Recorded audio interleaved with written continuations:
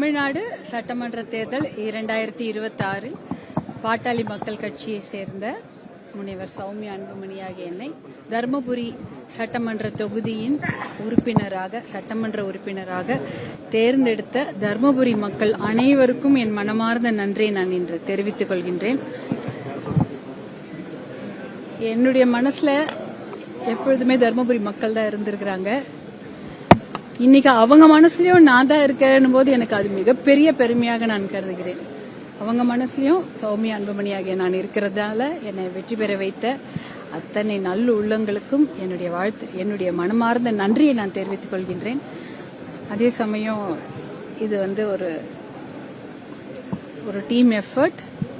எல்லாரும் சேர்ந்துதான் நாங்கள் உழைச்சி இந்த அளவுக்கு மக்களிடம் போய் என்னை சேர்த்த எங்களுடைய அத்தனை குழு, கூட்டணி கட்சி, எங்களுடைய பாட்டாளி மக்கள் கட்சி தலைவர், பாட்டாளி மக்கள் கட்சி சட்டமன்ற உறுப்பினர், எங்களுடைய அத்தனை சகோதரர்லாம் கூட இருக்காங்க, சகோதரிகள்லாம் வந்திருக்காங்க, ஆனால் பின்னாடி நின்றுட்டு இருக்காங்க. அத்தனை பேருக்கும் இந்த நேரத்தில் நன்றி.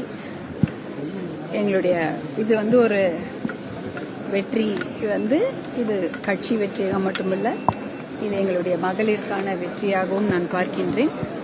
அந்த மகளிர்லாம் பெருமைப்படுற மாதிரி நல்ல உழைச்சி தர்மபுரி சட்டமன்ற தொகுதிக்கு நல்லது செய்யணும், நன்மை செய்யணும். தர்மபுரி சட்டமன்ற தொகுதிக்கு நான் சொன்ன மாதிரி தண்ணீரை கொண்டு வந்து சேர்ப்பதும், வேலை வாய்ப்பை உருவாக்குவதும், பெண்கள் பாதுகாப்புக்காக பாடுபடுவதும் என்னுடைய வேலை. எல்லார் மகளிரும் என்னை பார்த்து பெருமைப்படுற அளவுக்கு அந்த உழைப்பை நான் கொடுக்கணும்னு நான் இன்னைக்கு உறுதியா இருக்கிறேன்.